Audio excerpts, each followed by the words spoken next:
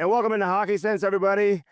Hope you're having a great week. Hope you're ready for a great weekend. We've got a great show for you here on this edition of Hockey Sense, brought to you by First Community.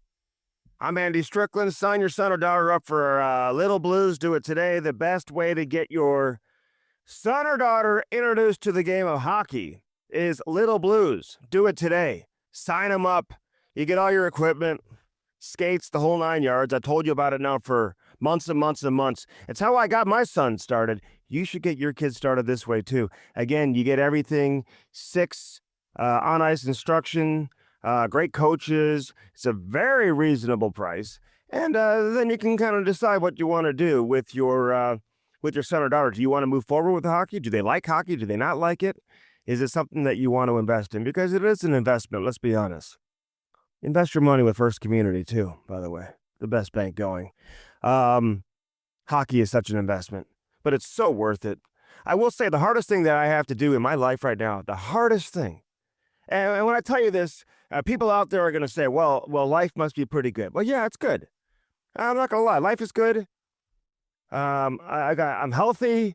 My kids are healthy, although my elbow's messed up. If you've been listening to the Cam and Strick podcast, I've got a serious case of elbow tendonitis. I'm going to go see my buddy, Dr. Rick Lehman, here right after the show today and get this checked out and get it looked at. And we got to get this thing figured out. I can't even open a door. Can hardly lift my coffee.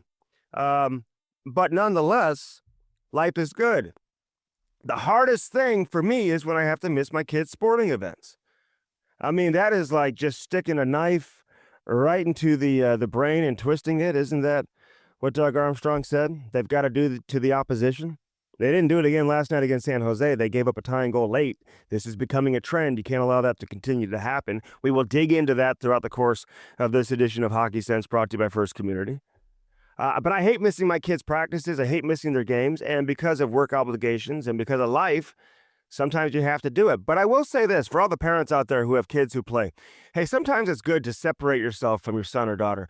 Kind of let them be on their own. Let them go to a practice without you there. Let them go to a game without you into the stands. And there's something to be said for being there all the time, too. I mean, I hear these players who say, hey, listen, my parents went to every game, even in junior. I hear Mitch Marner's dad never missed a game in junior. When Mitch was playing with the London Knights, he would travel all around Ontario. He went to every game.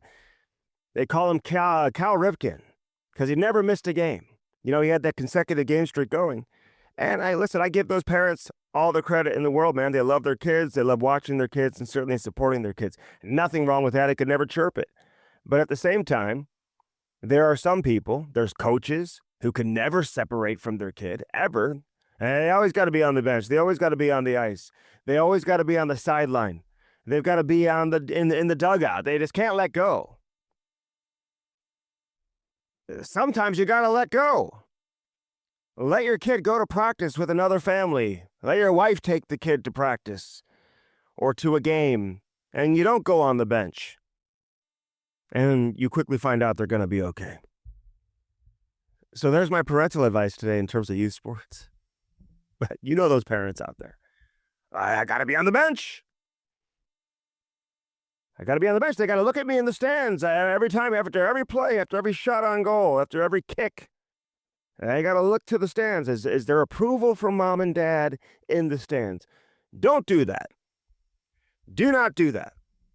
Great show for you ahead. Chris Wideman, NHL defenseman, now retired. We'll catch up with him, what's going on in life.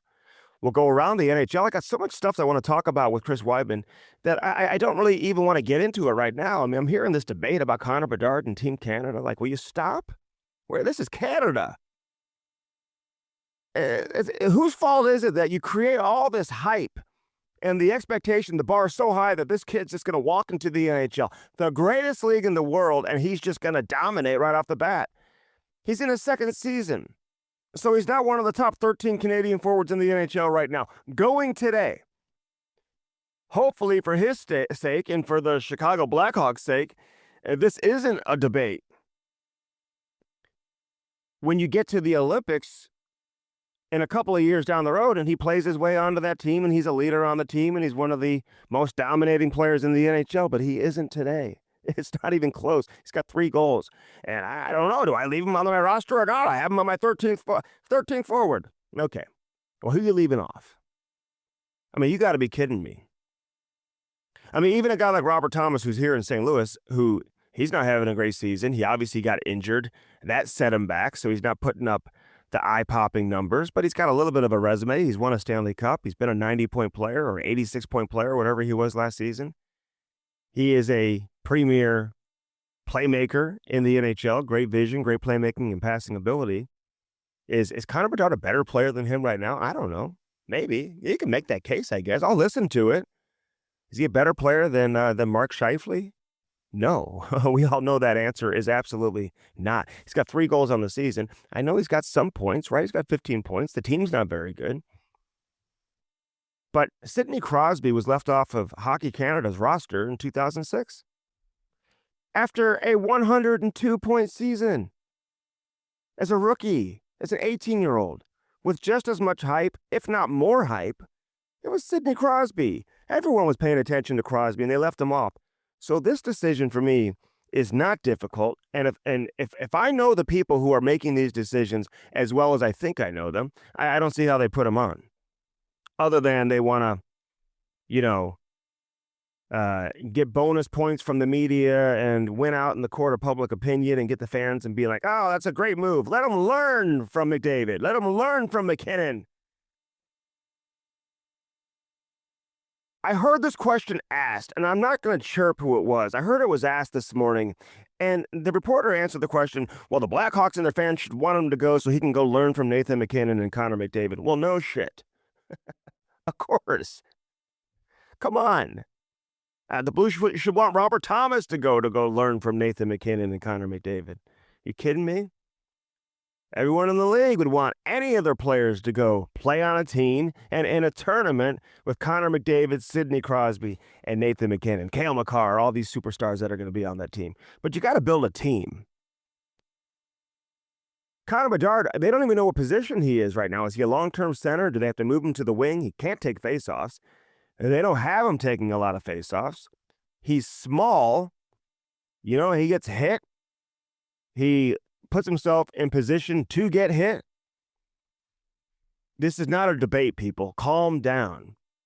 You got people chirping other people on on Twitter following this white cloud hit on Matthew Nyes when Vegas was playing Toronto a couple of games ago, and they're saying, take the Maple Leafs goggles off. Your fan glasses, take it off. It's not a penalty, or it's not even it's not a suspension, not even a penalty. And I agree with that. I thought it was a great hit. I love the hit. Well, then take the Canada glasses off. I'm all for a good story, but I'm all for all of these Canadian kids. You know what? They all grew up dreaming about putting that jersey on, playing in an international best-on-best competition, although it's not best-on-best because Russia's not playing in it. This is a make-believe tournament. I've said that from the beginning. This is not even close to what the World Cup was that we've seen in the past. It's not even close to the World Cup. You've got 4 countries. It's an exhibition. I hope nobody gets hurt. It's fun for the fans. It's great for the players. They get a break. For those who don't go play in the tournament, it's great for the media and everybody else. Everybody gets a break. And you get to watch. Listen, I'll watch every second of the tournament. Finland, Sweden, I'll watch everybody. But the fact that you don't have the Czech Republic, you don't have Russia, and I know politically you can talk about, oh, Russia shouldn't be in there all you want, whatever. But we all know a good portion of the greatest talent in the NHL and a good percentage of the players the NHL markets and makes money off of, and this is an NHL event, let's be honest. I think that's established, right? NHL ice, NHL rules, it's an NHL event. NHL personnel running the teams. It's NHL all the way. But a good percentage of the players in the NHL who are stars, who are marketed, who the NHL makes money off of, are Russian, including Ovechkin, who's now out 4 to 6 weeks. So they looked out there. Hey, you talk to everybody. I asked so many players, what do you think the injury is? Every single one of them, to a man, said MCL. Every single one of them said MCL. And it ends up being a fractured leg. I didn't think it was a fractured leg. I mean, a broken leg. So 4 to 6 weeks. Players are saying this is the best case scenario for him to have a fractured leg versus an MCL. And certainly a better situation than an ACL. We're talking long-term rehab, flexibility issues, range of motion, scar tissue, all that type of stuff. You're not going to have that with a fracture, bone fracture. It's just going to heal, and then you go back out there and play. He's such an animal anyway. Who knows how long this will take him to get back. Seeing Ovechkin live again recently, and, obviously I've seen him live several times throughout the course of his career, but you just forget how big this guy is, man. Covering a team in the West, working for a team in the West, you just see him here in St. Louis one time a year. They play him twice. You see him live in St. Louis once. And Ovi, man, just an absolute beast of a human being. So I hope he gets back and continue his torrid scoring pace. See if he can catch Gretzky. We'll get into the Blues game. I'm going to get into that heavily with Jamal Mayers coming up, and obviously with Chris Wideman. We'll get into Jim Montgomery. People are asking for that discussion to happen with Jim Montgomery. I think Monty's a great coach. How great of a coach? I think the jury's still out. Obviously, you can't define greatness without playoff success.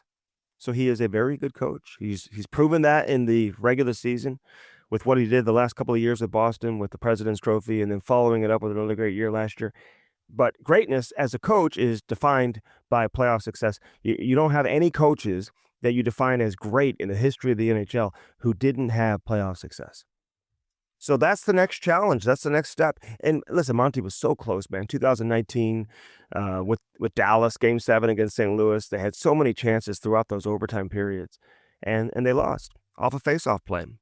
Broken down defensive coverage, Pat Maroon becomes the hometown hero. So they win that game. Who knows what happens in the next round against San Jose, and who knows if they end up going to the Stanley Cup final and winning it. Ben Bishop was on an absolute run. At that time, he was playing some incredible hockey, and you get great goaltending, anything can happen. All right, let's get out of here because we'll come back with Chris Wideman. I can't wait to catch up with Wides, St. Louis hockey legend, played a long time, obviously, in the NHL, and catch up with him, see what's going on. Four Hands Brewing Company, get that Cam and Strick podcast, Mango Lemonade Hard Seltzer. Get it today. It's the best hard seltzer on the market. There's no question about that. And there is none better than the Cam and Strick podcast, Mango Lemonade Hard Seltzer. I love it. You should love it too. Go get it. And get all the other Four Hands Brewing Company products too. My wife and I went to the Kirkwood location last Friday. Awesome spot. Kind of felt like I was in Colorado. They've got the picnic tables and all the chairs outside. You kind of feel like it's in a wooded environment, like a mountain town environment. You've got the fire pits and all that. It's nice, man. I loved it. I'll go back very, very soon. Check that out. Chesterfield location's incredible. They've got food from Peacemaker at the Kirkwood location, food from High Point at the Chesterfield location, of course, food from Peacemaker at the original downtown location. The airport location's coming soon, man. They got everything going on there. Blue Note Roofing, man, my main man, David Novak, is here to serve you. 314-920-5713. Call David today. If you need a new roof, gutters, soffit, fascia, roofing, windows, whatever it is, man, he can take care of you. If you're listening to this show, you call that number. He will come to you. 314-920-5713. You can probably text him as well. 314-920-5713. Call David Novak today. He's got that big yellow truck, blue notes all over it. You can't miss it. Been around for several years and widely regarded among the best in the region. You don't get much better than David Novak. Huge hockey fan. He'll talk pucks with you, too. He is the absolute best. Call David Novak. Blue Note Roofing today. Lordo's Diamonds. Get that special someone in your life, something special. Hey, Christmas season's right around the corner. If you've got a $500 budget or a $500,000 budget, you take it. You take that budget into Lordo's Diamonds. And you say, Mike and Jimmy, take care of me. And make this holiday season one I'll never forget. And they will do that for you. LordosDiamonds.com. Check that out today. Dirt Cheap Fun Fun, your one-stop party shop. Don't sleep on their party supplies, all their paper goods, everything they have going on there at Dirt Cheap Fun Fun, your one-stop party shop. They are the absolute best. Many of the locations have drive-thrus, curbside pickup. You don't even have to get out of your car. You got to download that app, though. That's the thing I keep telling people. Download the app because that's where you get all the great deals. I mean, the deals are so good they call them steals. So get those incredible deals from our friends over there at Dirt Cheap Fun Fun, your one-stop party shop. Find the location nearest you. They're all over the place. Best beer, wine, and booze selection. You'll find they've got that walk-in beer cooler. Incredible selection. You can find Four Hands Brewing Company products there, too. So check that out. Dirt Cheap Fun Fun, your one-stop party shop. Do it in time for the holidays. Love our friends over there at Dirt Cheap. The Wallace family, locally owned, man, making it happen. All right, let's step aside. Chris Wideman, NHL D-man. What's he up to? We're going to ask him next here on Hockey Sense, brought to you by First Community, baby. Don't go anywhere. All right, Chris Wideman, back in the house. He didn't know what he was walking into. He thought he was like, didn't know if he was getting a massage, going to the dentist, if he was going to see the doctor. Yeah. And you walk right into the beautiful Half Coast Studios. Welcome. Thank you. I thought I was going to the dentist. You're right. What are you doing nowadays? I'm being a dad. It's, really the first time in my life I've had the ability to kind of just do whatever I want. Mhm. So, enjoyed spending a lot of time with the family, done a lot of traveling, and just kind of getting on every day and seeing what's out there. And your wife still has the businesses, all that type of stuff. Yeah, we've got 2 locations right now, looking at a third. The dry bar, right? We'll give me a plug. Yeah, exactly. Free plug. So, no, good time of year to be in the hair business for sure. Why don't you holiday parties? set something up for men to go in there? We got some men clients. Do you? We do, yeah. I'll go in now every now and again Did you have your hair done today for a the little shampoo for the real? and scalp massage. So, no, it's good. It's busy and we've had a lot of fun. So, You watching hockey? yeah, watch some hockey. I got a son that's going to turn 3 next month. He's grown up watching the games since he was born. So he likes watching hockey on TV, which is good for dad. Is it weird not playing hockey after you've been doing it your whole life, or is it a relief? And was it fun to kind of like explore different things? It's definitely fun to explore new things. I for sure miss, the grind of the season and travel and being around the guys and all that. So, definitely miss that. They don't have a lot of time, guy time like you used to have in the dressing room and on the flights and stuff like that. So, that's been a little bit of a challenge, but, no, I enjoy watching. I enjoy following it and staying in touch with the guys, and it's been good. Were you surprised to see Monty get fired? I was, yeah. I mean, I think But you heard all the noise though leading up to it, right? to me, they've got bigger problems there. Mhm. Yeah. I think if you look at the way that the roster's built, especially in that division, that's a challenge for them. So, Your old division, right? yeah, I mean, I played a lot of years in that division, and you've seen these teams that, Boston, for example, had a great run for a long time where they were, top of the division and tough place to play, obviously. You've got some rebuilding teams in that division. Then you've got, Florida and Tampa who are very competitive. You've got Toronto who's playing well. So, you look at some of the rebuilding teams like Detroit and Ottawa, like those are not easy games. So, with the way the roster is built, they were going to have trouble this year, and I don't think it's an indication of the type of coach and person that Monty is. I always wonder what goes through their mind when they just see these coaches just get fired all the time. I mean, if a coach can last, like I was reading Drew Bannister, for example, who's the coach here in St. Louis. I think he's been here barely. I don't even know if he's been here for a full calendar year. I don't think he has, because I want to say it was into December, so he hasn't. When Chief got fired last year, and he is the 21st longest tenured coach in the NHL or something like that, And so I said on Twitter the other day, and I was being serious, like if I was a head coach, and certainly a coach with some level of leverage, I'm not signing with a team for less than a 5-year deal. Knowing you're going to fire me in 2 or 3 years down the road, you better give me 5 years. Yeah, the turnover's been crazy. I think it's, to me, like as a player, it's always like the devil you know is better than the devil you don't know, right? So for a coach like Monty, if you can't play for that guy, you might not like the guy that's coming in after him because, Monty's about as player friendly and as qualified as a coach as there is. So, hopefully Boston can figure it out, but, all the best to Monty. And I know that there'll be a team waiting to pick him up very quickly. Yeah, there's no doubt. I just hope he doesn't change. And that's the one thing, these coaches that get fired, they're like, okay, what do I need to make changes? Do I have to make adjustments to how I coach? But you got to kind of stick with what got you there to begin with. And he had a lot of success the last couple of years in the regular season. You're defined by playoff success with certain teams, certain franchises, right? And I appreciate that with some franchises that have that standard, that it's not about regular season. It's about, are you playing in June, right? And that's obviously the way they look at it in Boston. But sometimes you got to adjust your thinking too, because you've had these great teams and all these Hall of Fame caliber players and these legendary generational players come through your organization, but they're not there anymore. So you have to like adjust your thinking in terms of what your expectations are and let these guys coach.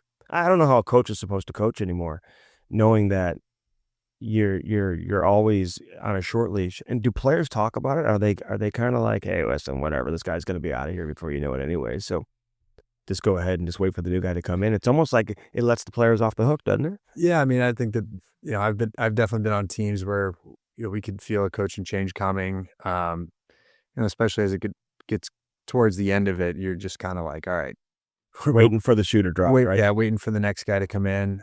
You know, I can think of a handful of situations right now in the league where that's probably the case. It's more like a warm body standing behind the bench. So, but, you know, at the NHL level, unless you're on an ultra competitive team that's got a chance, there's really only so much the coach can do, right? Do you buy into there's only so much a GM can do? Like, you can't fire the players. It's sometimes you just got to get that boost, and this is the easiest way to do it. I mean, I think the teams that you see that are routinely having success in the league, the coaches and the management staff are working together, you know, more than other situations. So, you know, the good teams that I've been on, there's really a you know, the front office and the coaching staff are very synchronized. Would you put Connor Bedard on your Canada Four Nations, this made up fake tournament that people are acting like is like an Olympic competition? It's like, what is this? We don't even have Russia involved, which is bothering me, okay? Because the NHL celebrates all these Russians, and I know it's political and all this, but I mean, it's like Ovechkin's he's on this chase. I mean, some of the best players in the league are Russians. We're not going to see Kucherov. We're not going to see Vasilevsky. All these guys that aren't even included. So like, it's like, oh, this is the best on best. It's like 4 countries, and it's fun. I get it. And I'll watch. Don't get me wrong. I'll watch every second of it. But it's not even the World Cup, right? And they're talking about Bedard. And it's like, you know, I had to remind myself, Crosby, 102 points his rookie season, didn't make Canada's 2006 Olympic roster. It's Canada. They could field 2 teams. There's so many options. All these kids grew up dreaming about putting that jersey on, no different than Connor Bedard. I know there's a lot of hype with Bedard. He's got 3 goals on the season. Is this really a difficult decision to make? I mean, how do you look at it? If you look at, you know, just selling tickets and jerseys and stuff like that, I think you have to consider it. But McCabe will sell though.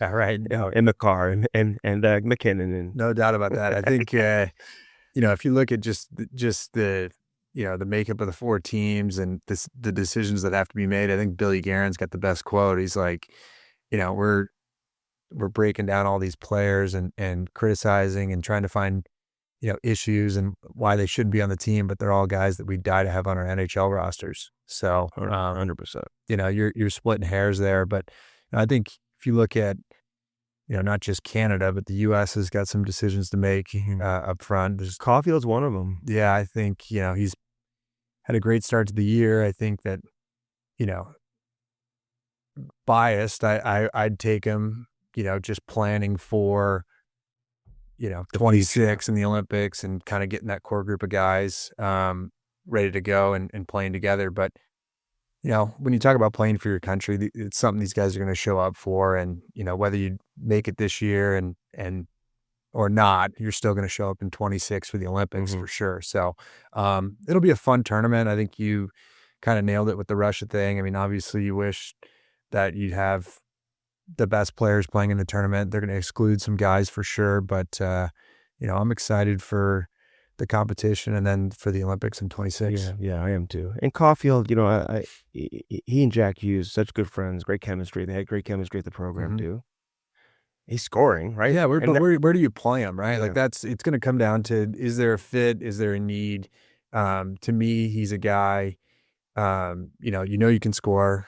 He can bring energy and kind of like unite the group. So, if it was me, I'd be taking him. But is he responsible defensively, all that? Like yeah, I mean, I think he's really rounded his game the last probably 18 months to 2 years with the help of Marty St. Louis, who's done a great job in Montreal. So, and for a smaller player, he competes, right? I mean, plays on hard. the puck, like he's not, I mean, if you look at the roster makeup in Montreal, like he's got to play 200 feet. It's not like they've got a deep lineup of playmakers that are just setting him up. So he's rounded his game, and I think it's it's a good measuring stick for him personally. Where he's at and preparing for the Olympics in 26. Yeah, no, I'd have no problem if he was on there.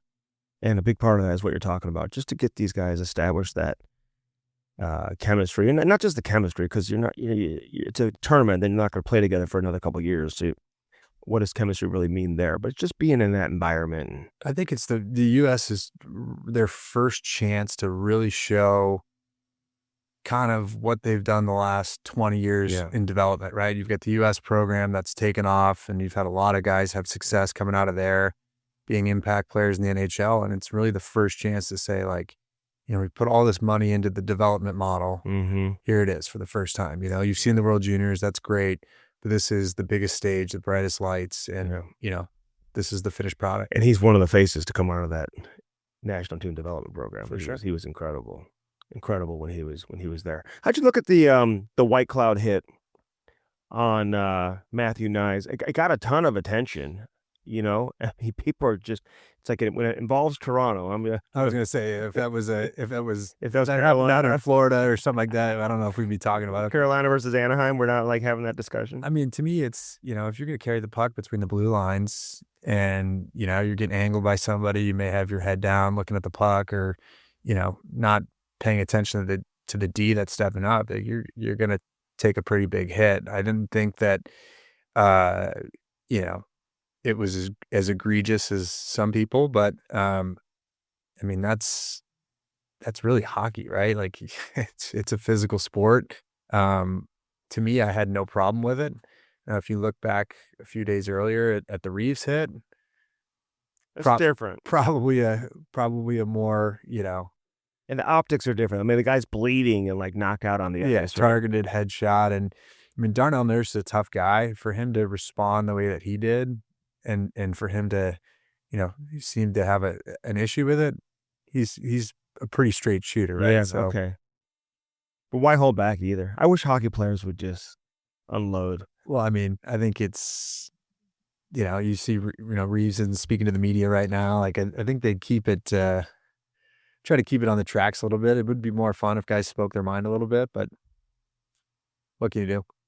Gotta wait till you retire. I guess so. Although got all these athletes in football and basketball, they have like their own podcast, like during the season.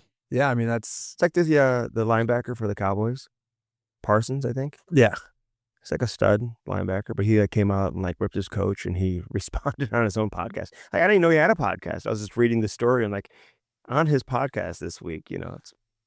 So they all have their podcasts. So I told Brady and Matthew, you guys should start your own podcast, like the Kelseys. They should just have their own podcast. I'm not so sure how that'd go over in the NHL, but how come? And I agree with you.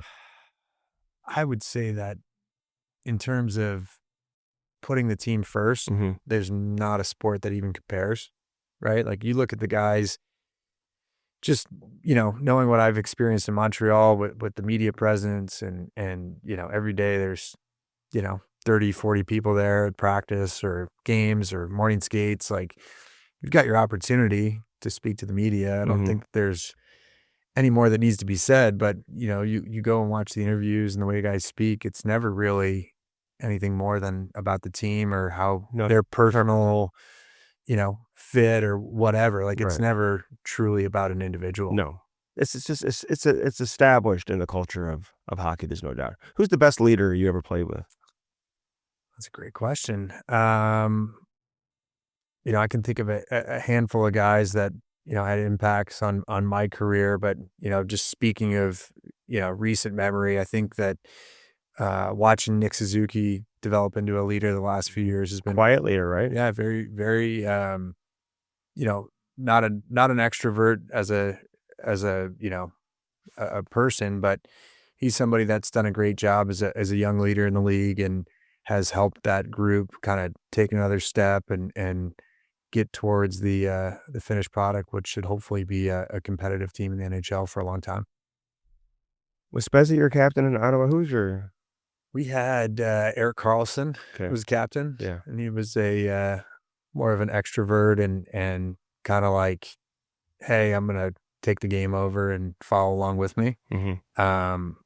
Spoke his mind and to me, he was a good leader as well, just a different way to do it. But, I've really enjoyed watching Nick's evolution and watching him really turn from like a boy into a man really right in front of your eyes and watching the guys follow along. He's taking a little bit of heat right now. I mean, you've got this like a former Swedish coach who just comes out and says he shouldn't be on the Swedish national team or something. It's like, are you? I don't even think he's the current coach, And we heard a lot you know what Eric thinks about that? Probably, if I had to guess. Give me your honest. Yeah. What? Can we swear on here? Of course you can. He's probably thinking, I don't give a fuck. Yeah. Right.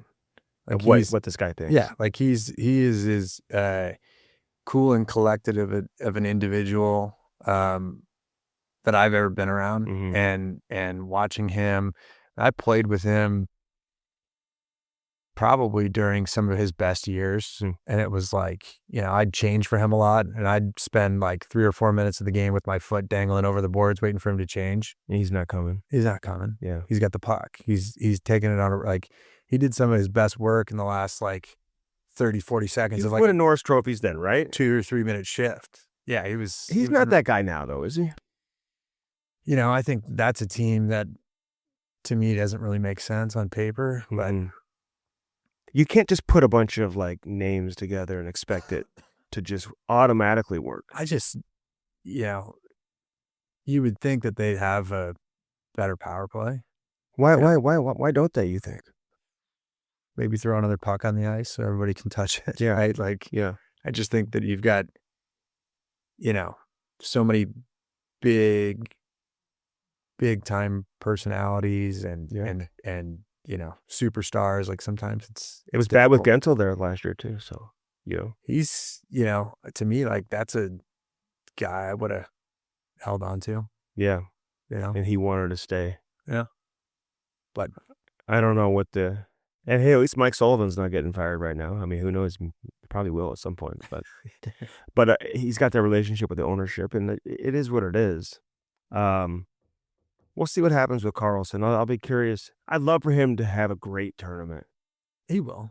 I mean, he's playing with like Hedman or something. You know what I mean? He's a generational player. Like he's still like people always, point out the flaws and the faults, but like, I mean, I said that to you years ago. Pick him on your team, right? Like he is a play driver. When he was at the top of his career, I remember people were like critical. Like hockey people, he never skates backwards. And I remember asking you about that a long time ago. And you were like, this guy's like the best player in the league. It's unbelievable. Like I just remember like thinking back to like that 2017 playoff run we had in Ottawa, like he's played like 30 minutes a night. Yeah. Yeah. All situations, just completely dominated. Like that was probably some of the best individual hockey I've ever seen live. It was incredible. Watching him. It was unbelievable. It was like the best seat in the house every night watching him play. Hey, I'm going to talk to Jamal Mayers coming up next about this too, but like, did you play a lot defending a 6-on-5 situation? No, I don't think that wasn't. You were on the ice maybe with the 6-on-5, right? As an offensive situation? Yeah, I mean, at times I'd get out there with Carlson and we'd probably give up an empty netter. And okay. I'm just wondering, it's hard. I mean, you see a lot of goals scored 6-on-5 now. Like, I feel like in last night's game, it could have been prevented. I think it's natural for offensive guys to get hungry to try to score on the empty net, and you cheat a little bit and maybe overhand a little versus just like chipping it out. And you mean defensively? Yeah. So, I mean, The only coach that I've ever played for that thought this way was Marty St. Louis, but he was like, if the net's empty and you got a chance to shoot it, Go ahead and do it. score, Yeah. right? If you're a guy, I mean, you The look at, analytics say that. but if you look at, typically the guys that are on the ice, more defensive players. I mean, some teams use some of their more responsible, highly skilled offensive players, but most times it's, guys who are playing third, fourth line roles, role players. Like a goal for them is a big deal, right? I mean, you take that goal, whether there's a They goal in wanted there it or last not, night, yeah. but like, can you take that goal and carry that confidence into the next practice, right? Then you're feeling good, right? Can you take that into the next game, right? So like, he's the only coach I've ever played for that thought like that. And to me, that makes a lot of sense, right?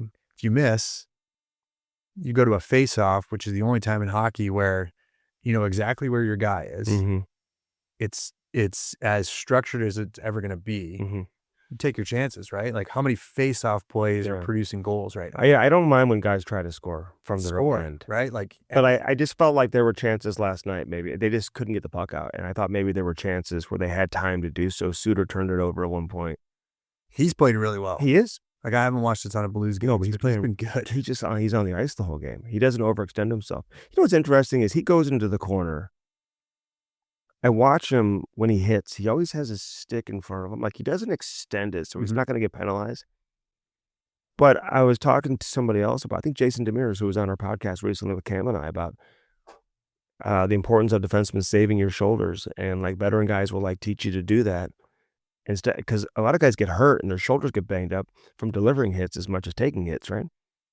I don't know, because I never went in the corners and I didn't really hit anybody, but I used to get my wrist jammed up from cross-checking guys. And, I think everybody, defends differently, but, he's a guy that's played a long time. He's made a shitload of money. 1,500 games. It's incredible. You believe that? It's incredible. Like, I'm sitting here looking and it's like, if you're a coach, like, what do you even say to this guy? He doesn't get coached. Right. I don't think he. I mean, he knows what he's doing. Yeah. I think he tells the coach. Is he 40? He'll be 40 like in January, I think. I mean, the way he's played this year. Yeah. Obi too. Yeah. I mean, but just Suter specifically, the way he's played this year, like, no, why stop now? Oh, I agree. The only thing why he would, because I talked to him before the season, basically told me this is going to be his last year.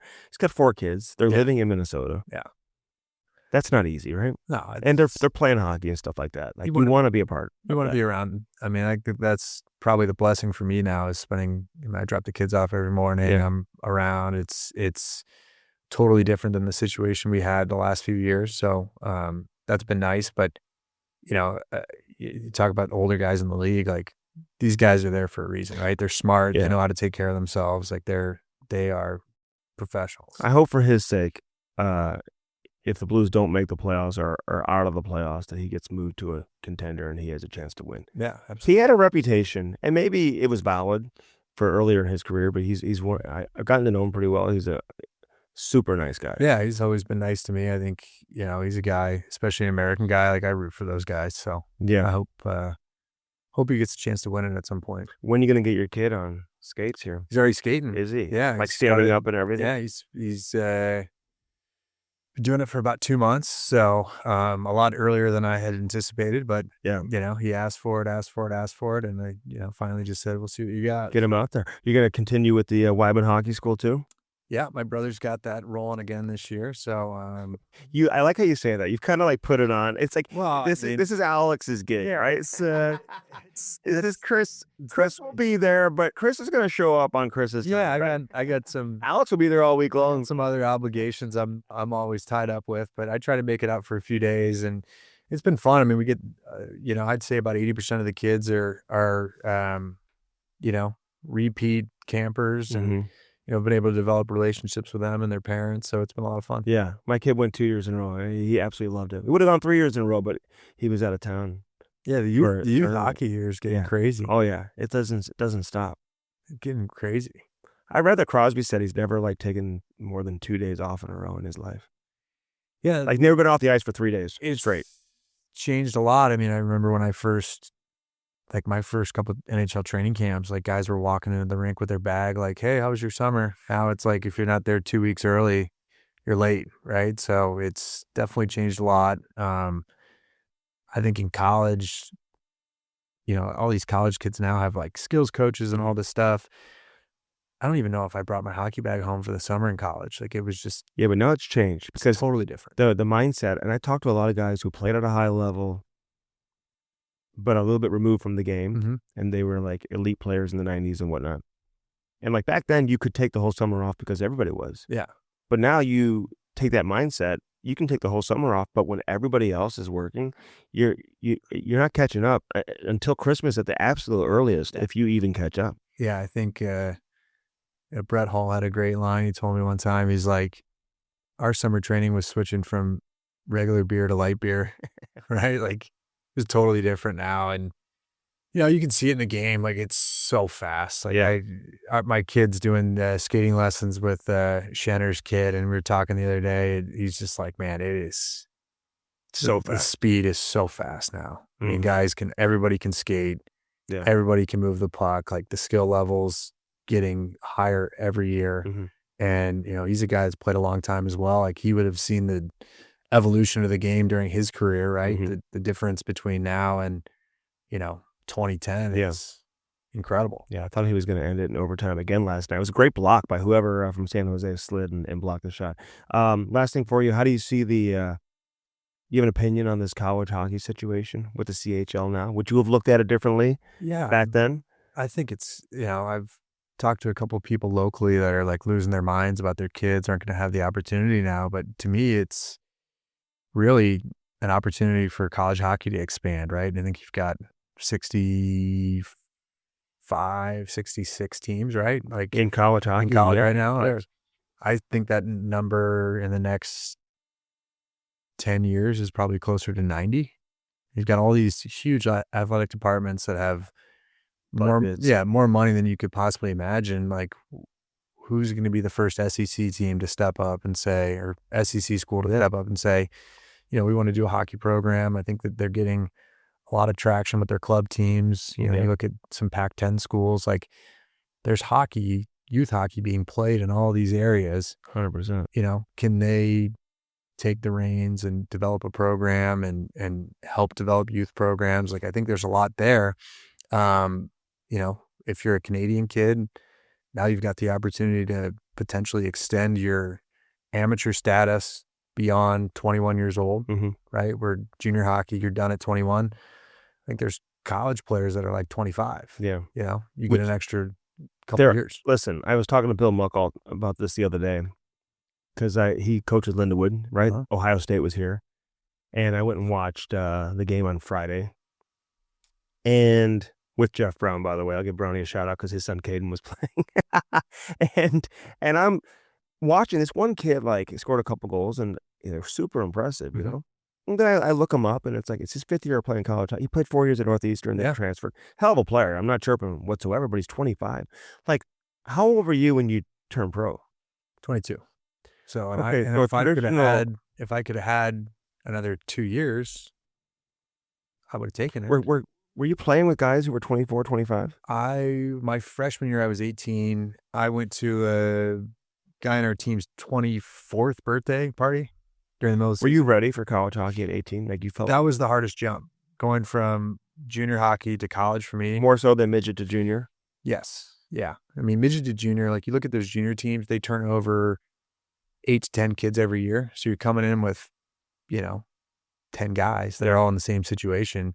College is like 3, 4, 5. You may come in a class with 3 guys or 4 guys. Like that's a bigger jump. Yeah. And then pro hockey is kind of the gravy, right? Like anything after college, if you're a college athlete, it's as good as it gets. Yeah. It's not an easy business to crack into and to have a career in. So, it's kind of a sink or swim deal. I've seen really good college players that didn't have great pro careers. And I've seen decent college players kind of find a role and have a great pro career. Yeah, there's no doubt. I want you to get back into coaching around town, okay? Yeah, I mean, I'm taking this approach. Like my wife, people always ask, like, is your son going to play hockey? My wife's like, well, I know the rules to one sport, so I'm not going to learn another. So he kind of has to play hockey, which means he'll love it. I got to be involved somewhere. Yeah. My thing is like, just kind of have fun. Yeah. Just make it fun for the kids. Make it fun. But, you got a lot of knowledge though too. So don't be afraid to share that. You know what I mean? And help these kids. Absolutely. So, I think it's, you've seen how much success kids from St. Louis have had in recent years. Trace that all the way back to the root. It's the St. Louis Blues. It's the Blues alumni. It's the players that have made St. Louis their home and have really taken ownership of helping and coaching hockey. There's guys that have a lot of knowledge, and they do are like, oh, just go have fun. But like, hey, there's only so many of you guys. You know what I'm saying? Yeah. Teach the game. Yeah, absolutely. And we love it. I mean, it's, I can't speak for everybody, but the guys that I'm close with here that are St. Louis guys that are now retired, I mean, you look at hockey, it's given us everything we have in our lives. So it's important to pay that back and to help out. No doubt. All right, Wides, we'll do this again, man. I might make you a regular. I got nothing to do. What are you doing on Fridays? So today, what am I going to do? Probably have a couple beers this afternoon with some buddies that are in town for the holiday. Oh, already? Yeah. So, but yeah, just kind of getting ready for the holidays, man. We're just busy time of year with the family. Family's good? How's Gary? Man. He's in Cabo. Is he? Yeah, they're in Cabo. So okay. Well, say hi to Gary. They're doing a little bit better than I am. I love it, man. Great to see you, man. Great to see you. Thanks for having me. Chris Wideman. Arco Construction brings us his interview. My conversation with Wides. Taking St. Louis hockey to the next level, one ice rink at a time. They built the beautiful facility in Chesterfield. Have you been out there? The 2-sheet facility. The Centene Community Ice Center where the Blues practice, that 4-sheet facility. So they built Topgolf, Putt Shack. They bring the fun to St. Louis as well. So Jeff Cook, John Comlos, all the great people over there at Arco Construction help us bring hockey sense to you each and every week, brought to you by First Community. All right, we'll step aside. Jamal Mayers joins me next, as long as he's not mad at me. We're late. Sorry, Jammer. We're coming. Don't go anywhere. All right, Jamal Mayers, he's driving, apparently. You don't have a driver for yourself? No, buddy, I didn't reach that level. Where are you? I'm in Chicago. We got a 5-game set this weekend with the boys. Okay, so game 1 today, right? Yep, in about an hour and a half. So are you driving up this morning? You didn't come up last night? No, just driving up this morning. I had to do the game last night, so I had to drive up this morning. So what if Crew tells you that he had car legs after the game today? Is that going to be an excuse or no? No excusing, but shake the legs out, do some lunges, let's go. Shake the legs out, do some lunges. I saw your team skating the other day having practice, so the boys look good. They should be ready. They should be ready to go this weekend. What game were you working last night? I was doing radio for the Sharks. Okay, so you were at the game last night. I was just talking to Wides about that. I would imagine you were on the ice in that situation a decent amount, right? Defending the 6-on-5? Some strong feelings about 6-on-5. So just the first perspective. Well, I was stable to the bench during those situations, so you could probably speak better than I could on that. No, you were out there if you needed to go. I was out there to defend the lead, but I think times have changed. We used to, when I was playing, it was 5 on a dice, right? Basically we're playing like a penalty kill with the center in the middle, you're kind of like penalty killing.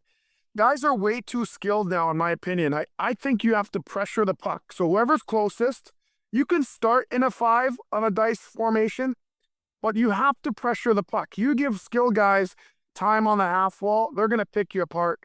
And that's exactly what happened. They all went to the house. It's not good enough. They're going to get quality chances. And that's exactly what happened. I feel like you have to pressure the puck wherever it goes, stay in that formation, but whoever's closest, you got to get 2 guys on the puck.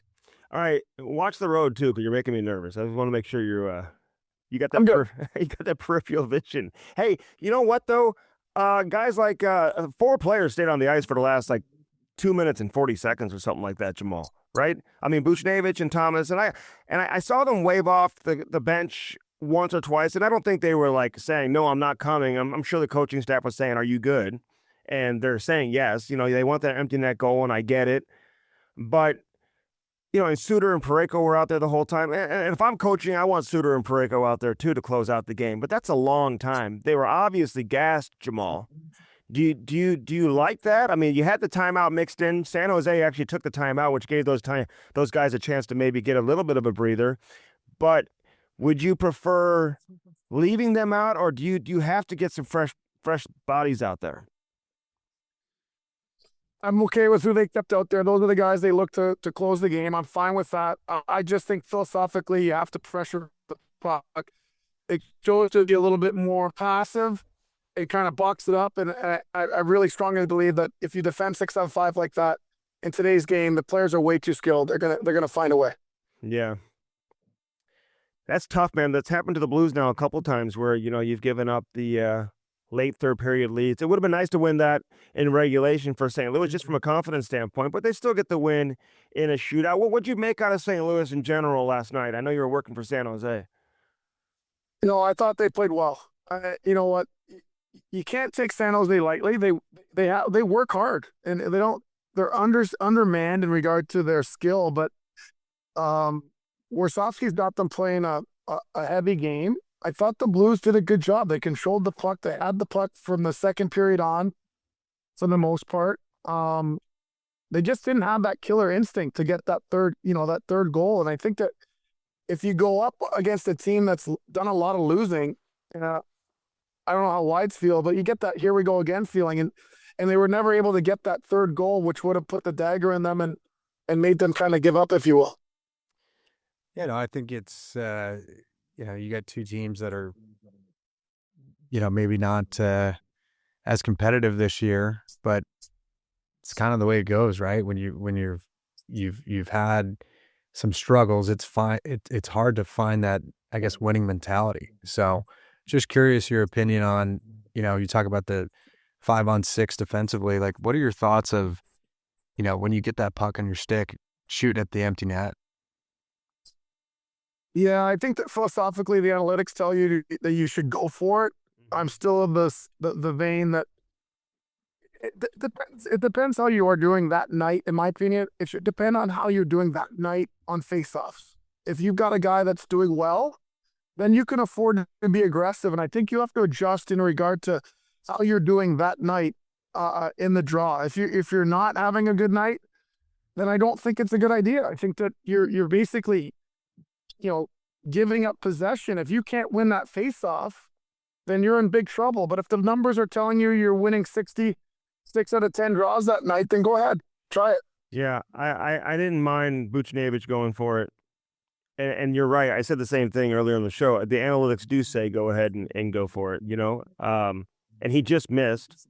They had another chance a little bit, a few seconds later where somebody from San Jose got back there and was able to break the play up. It was a hell of a play, I think, on Robert Thomas, So, well, no, I think it was Suter. He was about 4 feet from the blue line, if I recall. That was after that. He turned it over inside the zone, but they had a chance in the offensive zone, right? Are we thinking about the same play or no? I'm thinking about when Suter was about 4 feet from his defensive zone blue line, and I'm thinking just chip it into the neutral zone, buddy. Like he had, and there was space to do that, didn't he, Jamal? He did. Protect your position. He's a veteran guy. I was shocked that he turned it over in that sense. Jammer, situation. Just going back to you being out there in that situation, and obviously had an amazing career and played a long time, but recently I've played for a coach that had the mentality like, you've got some guys that are predominantly in checking roles. How much would a goal like that mean for you, and what can you take from that goal confidence-wise to carry into the next game or practice to kind of just get that, offensive instinct and just, I don't know, kind of that feel good, right? Like you talk about, you're getting into what are really the dog days of like the grind of the season. For a guy that may not score 40 goals every year, like that's important, right? It is, but for me, it was never about that part, to be honest. I mean, I always would joke that if I go 12 or 14 or 16 games without a goal, I'm on pace for my 10, so I'm good. That's not how I measured my game, to be honest. And yeah, everyone wants to score goals, but for me, it was always about getting the win and doing the job. And yeah, everyone likes to score goals, but honestly, I took a tremendous amount of pride in playing in those situations and scoring those and ending games and winning games. I wasn't consumed about getting those goals or figuring out if I I mean, the most I ever scored was 15 in 1 year. It didn't help me. I didn't make more money. No one really patted me on the back. No one said anything good. I was like, didn't really matter. But when I scored one and we won the cup, and everyone's congratulating me. So for me, it was always about winning. I think you see, you hear guys say the game's changed so much. It's more skilled, whatever. To me, in my career, what I saw change was there's not as many guys that had your mentality, that were willing to put the team first and to be a really defined role player, where they'll say, hey, I'm going to be really good at this, and it's going to help the team every night.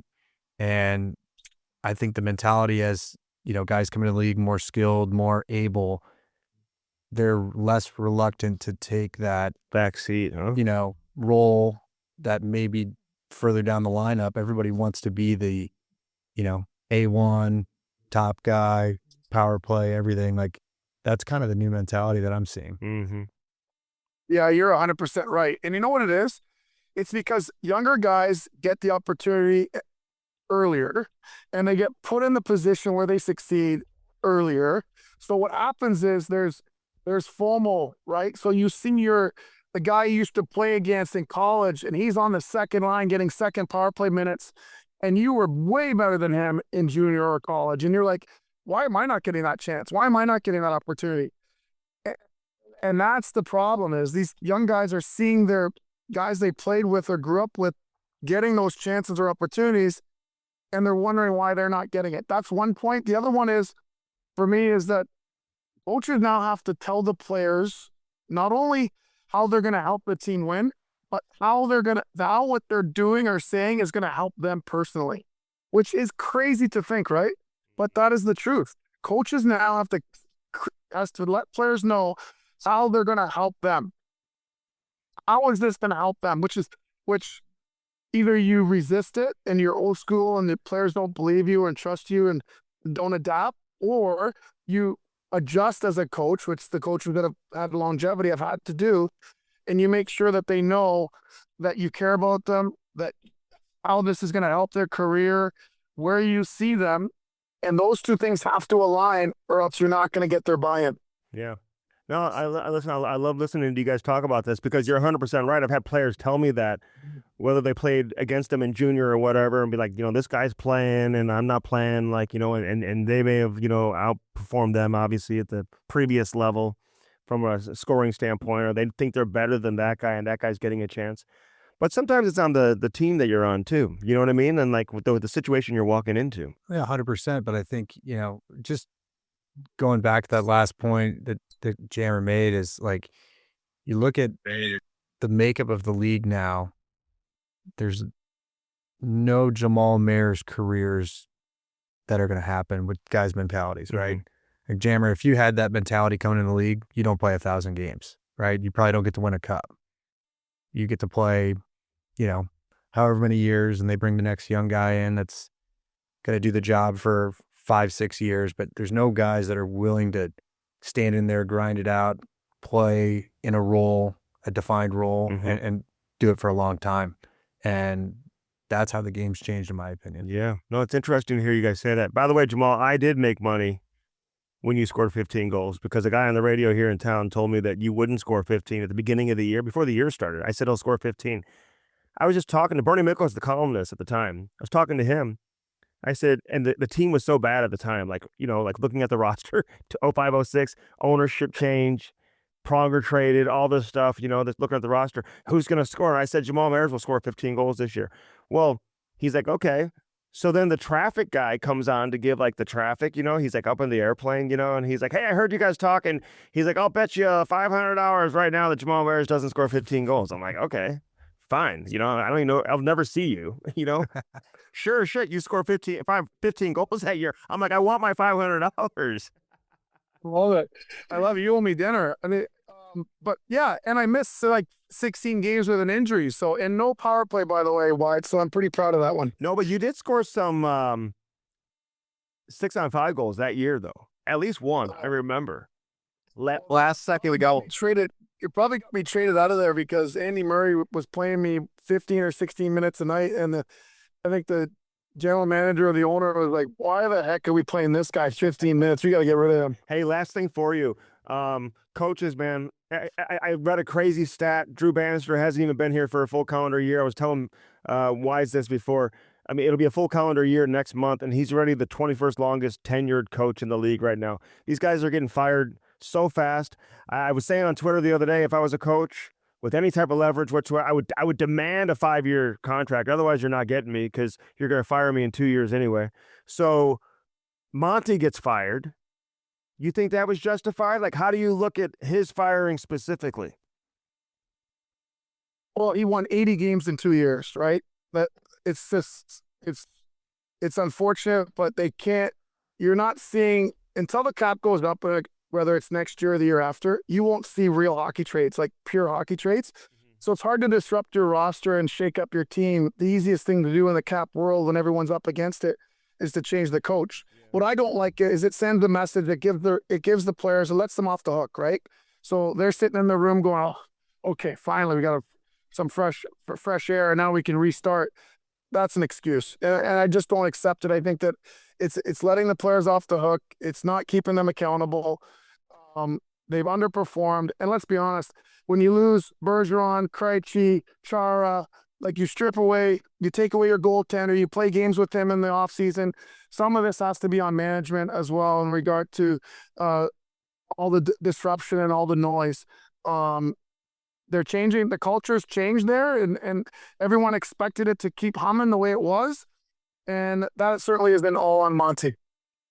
Yeah, no, I think that's well said. I mean, there's a standard that the Boston Bruins have and they've had for a long time, but they gotta you gotta adjust your expectations when generational players that you just mentioned are no longer there, that contributed to the performance, the overall performance and the standard that's been set, you know? They also, didn't they go 0 for 3 with first round picks in 1 year? They did. And you know, you do that. I don't care who you lose or who you know, I mean, guys are going to move on at some point. You can't play forever, but you go 0 for 3 in one draft class when, you know, there's a handful of full-time NHL players that are taken after those 3 guys. Yeah, you're gonna struggle. And I will say, listen, you lose 5-1 at home to Columbus when things are not going well. I mean, that may get you fired, and it wasn't a good situation. And I talked to Monty when he was here. I said, hey, I just asked him, like, just talking to him privately, like, what's the biggest difference this year versus the last couple of years? He's like, we won a bunch of games, but what were we doing in June? You know, I think he looked at it like, hey, listen, maybe some early adversity and some struggles are maybe what this team needs in an effort to get it together later in the year and maybe lead to some more, you know, postseason success, which is how all these coaches are judged, you know? And when Boston is not a difficult place to play in Boston, they're going to have trouble, right? Like that's a building you go into, you're like, okay, it's going to be loud, fans are in it, they're going to come out hard. When you lose that 41 times a year, you don't have that same emphasis where road teams are kind of on their heels. That's difficult. And Jamal, it's not a chirp on Cam Neely, but somebody brought it up the other day, and I think it does make sense. Some of these players who had great careers who go into a management position, they tended to just have a much longer leash than others who didn't have the great careers. You know what I mean? And so yeah, absolutely. There's some validity to that. That's true. It's true. It's tough to fire legends, that's for sure. All right, I know you're riding to Chicago on those Dobbs Tire and Auto Center tires, Jamal, because you look like you're cruising nice and smooth. Well, check it out. Go to Dobbs.com for more, but they have unbelievable deals on new tires, and they'll take care of you. It doesn't matter. I've been in there. I had to take my wife's car in there to get an oil change. They do service as well, but make sure the right air was in the tires. Make sure they're all good for the long trip to Chicago, and now's the time to go, and they got great Thanksgiving deals right now. Go to Dobbs.com for more. Did you bring any pizza in the car for the pregame meal or no? No, we might have to get some after, but I wish I was going to Bartolino's. Like, check out the new Bartolino's restaurant. It's unbelievable. Went there for I know it's hard to believe, Wides, but I just turned 50. Had my 50th birthday dinner there. It was unbelievable. Check it out. Bartolino's has 5 amazing restaurants. Hey, crew, are you listening? Move your feet. Let's go. Yeah, move your feet. Get it going this weekend, okay? He goes, I will. Okay. Attaboy, kid. All right, Jammer. Thanks, man. Okay, thanks, guys. Good to see you, Whites. We'll see you soon. Jammer. Take care, man. All right, First Community brings us Hockey Sense each and every week. Again, do your banking with First Community and do it today. Be wise. Listen, Wideman, gotta be wise with your money. Now that you're no longer playing in the NHL, right? And now you're a business owner, you know where you should be doing your banking. If you're not already, you probably are. First Community. First Community already has branches all over. They got a new one in O'Fallon. Holiday shopping promotion that they've got going on right now. Credit card rates, they're exceeding 25% based on national averages. You knew that? Apparently, we're going to have a change coming with the new administration. That's not good news if you're planning to put your Christmas shopping on a high rate credit card. However, First Community, they've got the Platinum Visa. It's a rate of 7.9%. So you may be thinking I'm misreading this, but I'm not. 7.9%, no annual fee. I mean, it's incredible. 0 annual fee. That's how nice it is. So get that First Community credit card. You got to get from November 27th to December 2nd. They're going to have a rate of 2.99% for 12 months. That's a crazy good deal. So whether you like it or you like to do your shopping on Black Friday or the weekend after, do it with your new First Community credit card and save money. First Community brings us Hockey Sense each and every week live from the Half Coast Studios. Wise, thanks for coming in, man. Thanks for having me. We appreciate all our other sponsors, too. Again, Blue Note Roofing, David Novak. Call him today, 314-920-5713. David is standing by waiting for your phone call. If you need roofing, gutters, soffit, fascia, windows, whatever it is, he's standing by, ready to take your call right now. Get those Four Hands Brewing Company products for your holiday season. No better way to celebrate than with Four Hands Brewing Company. So do that as well.